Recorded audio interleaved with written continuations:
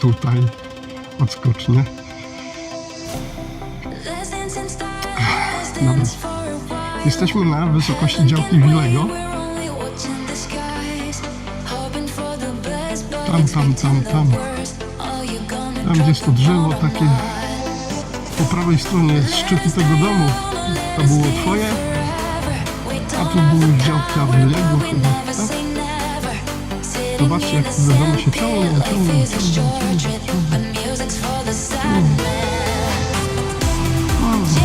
to wygląda. Chyba tylko stare drzewa zostały, które mogły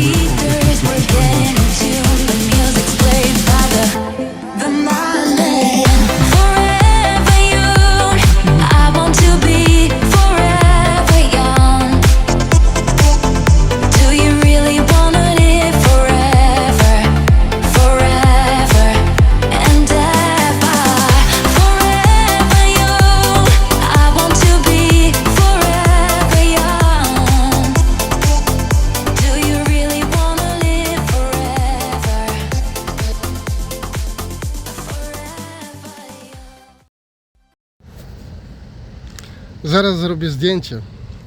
Właśnie na tych zdjęciach, które wam mówiłem, że bardzo będzie mi zależało, żeby je robić i żeby je pokazywać. Stare zdjęcia i będę je łączył właśnie z nowymi zdjęciami. Chyba wiem, gdzie to zdjęcie jest i będę mógł je wykonać. A jakby to powiedzieć, obiekt znajduje się za mną.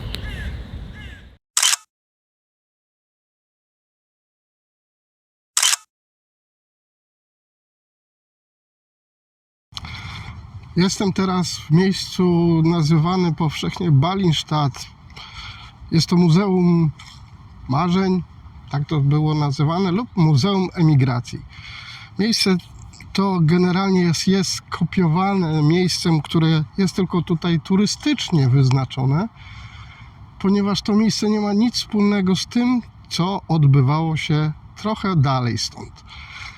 Jest to kopia tego, co zburzyli naziści około roku 1934, czyli powiedzmy szykowali się już do wojny, robili porządek z tym wszystkim.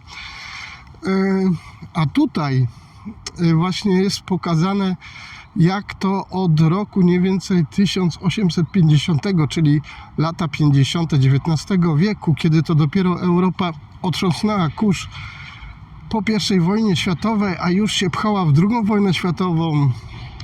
Teraz ta bieda, która powstała w wielkiej Europie, zmusiła niejednokrotnie tych wszystkich ludzi, którzy szukali lepszego miejsca, aby przyjechać tutaj i stąd, z Hamburga, udać się do obu Ameryk.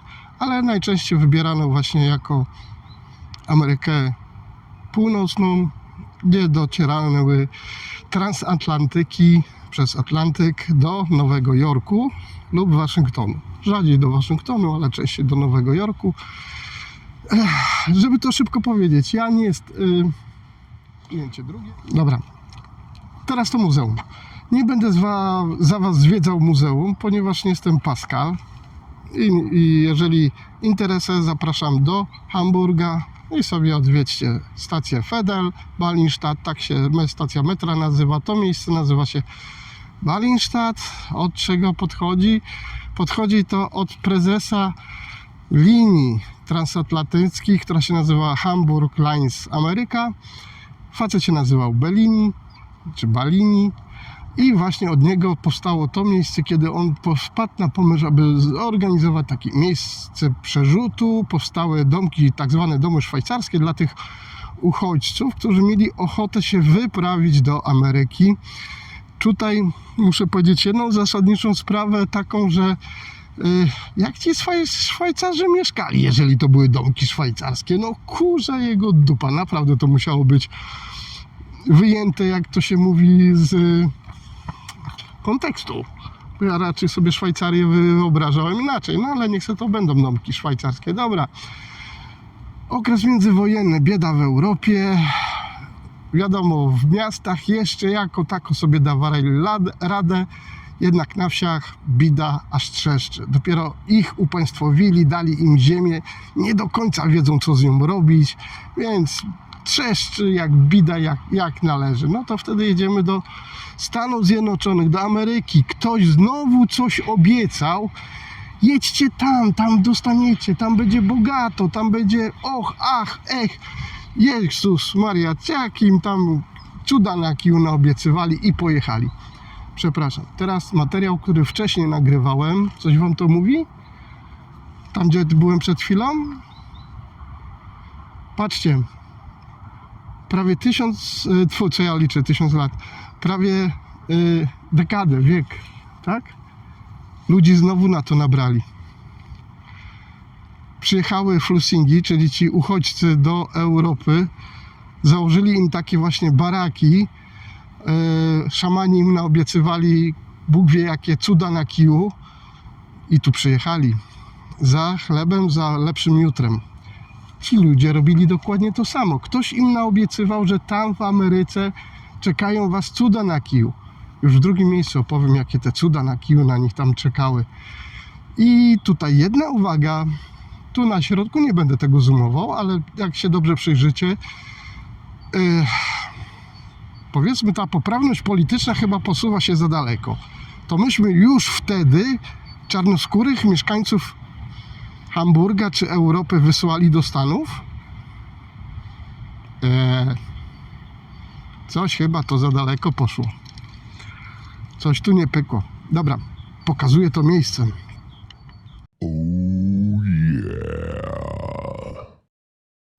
Dobra, jesteśmy już nieco dalej od muzeum. Tak jak mówiłem, nie będę za was zwiedzał muzeum. Trochę informacji dostaliście. Nie jestem tu od wykładania historii, ale powiedzenia o pewnym problemie, z którym się tutaj mierzymy w Europie i mierzyć się dalej będziemy. Nie tylko w Europie głównie. Polska też, Niemcy na swoje życzenie. Może. Dobra, nie o tym film. Ci ludzie w tamtych latach tak samo złudzeni jakimiś obietnicami, jakimiś marzeniami przybywają w to miejsce, aby wyjechać do Stanów. No i tam dalsza część opowieści. Ci, których tam spotkaliśmy w tych kontenerowych. Kochany autofokusie, czemu jeżeli pokazuję palcem, to ty mnie się nagle zabiera za sterowanie kamerą? No ale dobrze. Temu masz służyć. No i w tym momencie właśnie mamy takie rzeczy z tym związane.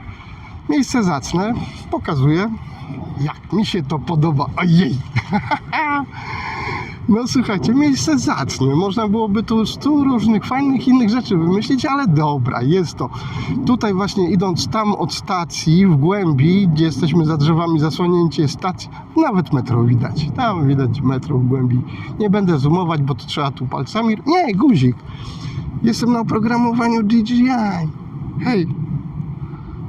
Zoom, współpracuj. Obraził się. O, właśnie tam metro ucieka, widzicie?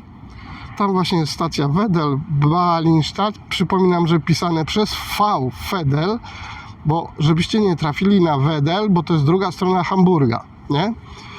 Teraz, jak już właśnie tutaj jesteście, to po drugiej dosłownie stronie ulicy jest to muzeum, jak najbardziej do obejrzenia, jak najbardziej do zwiedzenia. Kawałek tutaj krajobrazu jest naprawdę zacnie. No, ja tutaj bym nie narzekał, jest widok szeroko. Te kominy, co widzicie, to nie jest moja kochana elektrownia Vattenfall. Vattenfall jest dalej. To są kominy firmy Aurubis. W środku miasta mamy hutę, która wytapia miedź, złoto i srebro. Z tą firmą mamy napięcie troszeczkę, ale w porządku się. No, powiem tak, finał był szczęśliwy. Odjechali w stronę zachodzącego słońca, dobra? W lewą stronę ten biały dymek, co się unosi, to jest właśnie ta moja ukochana elektrownia Vattenfall. No dzisiaj tak powiedzmy skromnie dymi, no bo ona potrafi puścić z siebie dym. Dzięki czemu to już wiecie, bo na pewno oglądaliście. Nie oglądaliście, to nie wiecie i się nie dowiecie. Zapraszam do filmu. Ta barka kolorowa, czemu zoom nie działa? Słuchajcie, przerwę na chwilę, bo aż mnie to wkurza. Oczywiście autofokus działa na pokrętle. bo czemu miałby nie działać? Tylko że oczywiście nagle z nieznanej przyczyny gimbal i kamera postanowiły już więcej ze sobą nie rozmawiać i się rozłączyły. Dlatego fokus nie działał, ale ręcznie tam Wam przybliżyłem. To jest ta kolorowa barka, o której wspominałem. Jest to IBA, jest to coś w rodzaju fitnessu na wodzie, tak? Kółeczka i tak dalej. Tu już na przybliżeniu mamy tą elektrownię Vattenfall. Tutaj kadruj się na środek i obok kominy Aurobisu. Dokładnie. Oddalamy, dziękujemy. Tutaj jest budynek straży pożarnej, pogotowia, takie tam wszystko do kupy i przychodni. Jest tam niewielki szpital, a obok właśnie jest stacja ratownictwa. Widać ją? Nie widać. Dobra, nie chcecie tego oglądać. Jezus. Przystań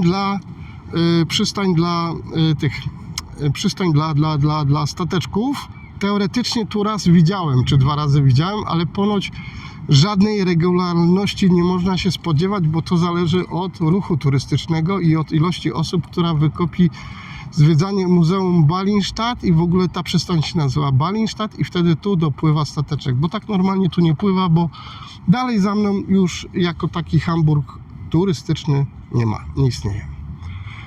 Tak więc w mordę jeża. Dobra, kolejna uwaga, już techniczno-życiowo Maćkowa. Dobra, uwaga techniczno-życiowa. Taki kolorek plus biała bluza powoduje to, że wszystko, co tylko ma skrzydełka i chce lub potrafi latać, chce tu przylecieć i na mnie usiąść. Życie. Nie no, można było się tego od zawsze spodziewać, tylko no wiem, że jestem duży, fajne lądowisko, wyglądam jak... Są takie duże kwiaty? Nie wiem. Nie ma. Dobra. Pedałujemy tam, gdzie naprawdę to miało historię, ponieważ to miejsce to jest fikcja turystyczna, to jest kłamstwo. Tu były łąki. Teoretycznie tutaj nic nie było. Tu przebiegała tylko jedna linia kolejowa, która nie służyła w ogóle do transportu tych ludzi. To była linia kolejowa między tamtą częścią miasta uprzemysłowioną, a tutaj stoczniami, które są po tej stronie Wilhelmsburga na tej wyspie. Koniec, kropka. Do zobaczenia tam na miejscu.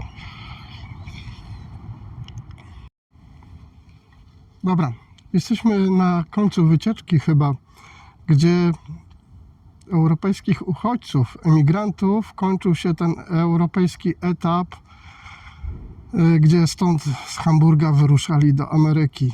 Za mną, zaraz będę pokazywał, za mną są te charakterystyczne żurawie do wyciągania kontenerów ze statków. One są praktycznie na każdym zdjęciu portu. One są już tu wmalowane w krajobraz Hamburga, tak samo jak... Dobra, zniknął. Tak samo jak ten most Wisielec.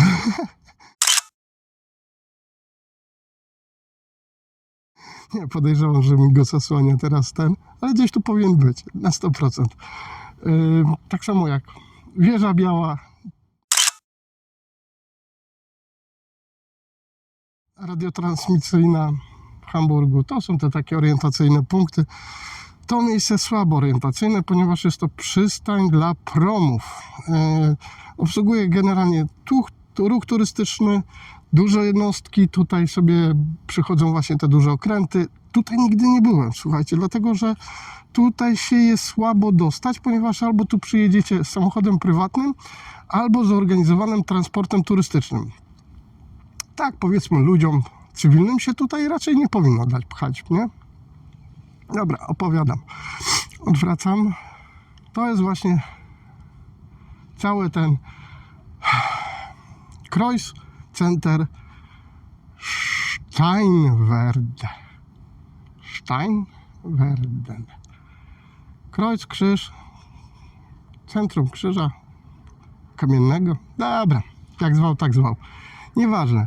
Jesteśmy właśnie tu, mniej więcej w tym miejscu, może bardziej tu, gdzie jest ten budynek z czarnym szkłem, o właśnie, tam dobijały te statki, które zabierały tych emigrantów europejskich do Ameryki.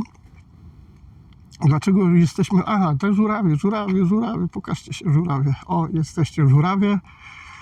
Do wyciągania kontenerów. Robią to bardzo szybko, bardzo sprawnie, ponieważ każda minuta postoju statku na przy kei kosztuje majątek. Armator ma na to naprawdę i tam kapitan wtedy mocno dostaje po głowie, jak to trwa za długo. Nie wiem, czy będzie widać. Znowu zoom. Czy zoom się ze mną dogada teraz? Czy zoom się dogada? Słuchajcie, te takie wysokie platformy jeżdżące do wyciągania kontenerów, które tam trochę chyba widać, to są te autonomiczne. One jeżdżą całkowicie skomputeryzowane. Tam teoretycznie nie powinno być ludzi. Tam są kabiny, ponieważ czasami te maszyny trzeba w lewo, w prawo, no nie wiem jakie nazwy, no te suwnice do... ale one generalnie podróżują już w sposób skomputeryzowany po tym placu właśnie, gdzie są kontenery i tam obsługa ludzka jest zredukowana do minimum. Dobra, nie o tym mowa, o tych biednych emigrantach. No i biedni ci emigranci tu przybywali właśnie. Dlaczego tutaj? Słuchajcie, my jesteśmy tak tu, w linii prostej, Altona po drugiej stronie. Altona jest tam, była naturalna przystań dla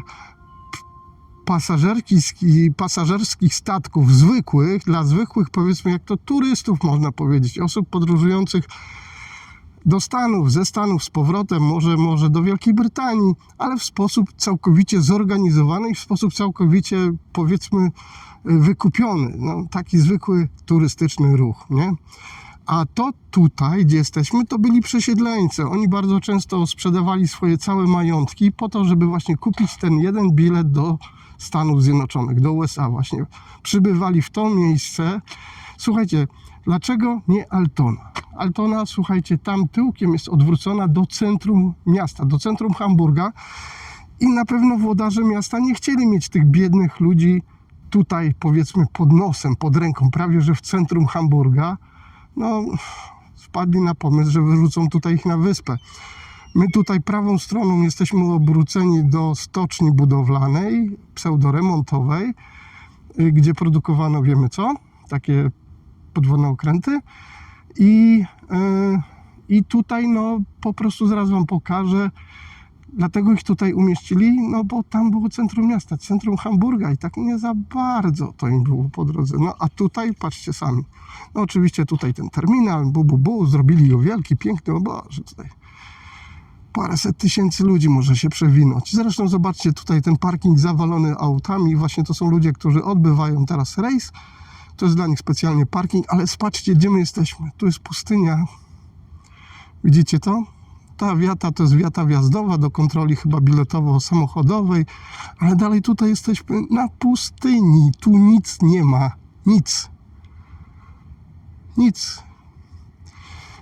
Tutaj kawałeczek w lewo, ja się cofnę kamerą, kawałeczek w lewo jest bardzo duża rozjezdnia kolejowa i to właśnie była ta końcowa stacja docelowa. Pamiętajmy, że to miejsce nie nazywało się od zawsze Ballinstadt, one zostało nazwane dopiero po II wojnie światowej, chyba około 1973 lub 5, kiedy to właśnie postanowiono odtworzyć tam, ale to właśnie tam, na Wedlu, postanowiono odtworzyć tą całą imprezę, która właśnie tutaj miała miejsce. To było właśnie to miejsce, Ballinstadt. Wtedy jeszcze się nie nazywano Ballinstadt, to był po prostu Golden Gate dla Europejczyków udających się do Stanów Zjednoczonych. Zwabieni oczywiście znowu czyjąś obietnicą, no tam będzie lepiej niż tutaj, jedźcie tam. No właśnie teraz słuchajcie, gdzie oni pojechali? Pojechali do Stanów Zjednoczonych, czy im było lepiej? Nie wiem, pamiętajmy, że to był okres jeszcze przed II wojną światową. Tam też było nie za ciekawie, tam chyba się recesja rozpętała, tam były te czas prohibicji, te fortuny przewalone na giełdzie, słuchajcie, no tam dopiero działo. I teraz co, wyobraźcie sobie taki człowiek, który tutaj w tej Europie sprzedał wszystko, sprzedał ojcowiznę, sprzedał ziemię, sprzedał ostatnią krowę, żeby mieć na bilet do Stanów, żeby tam było mu mega lepiej, przyjeżdża na miejsce i co?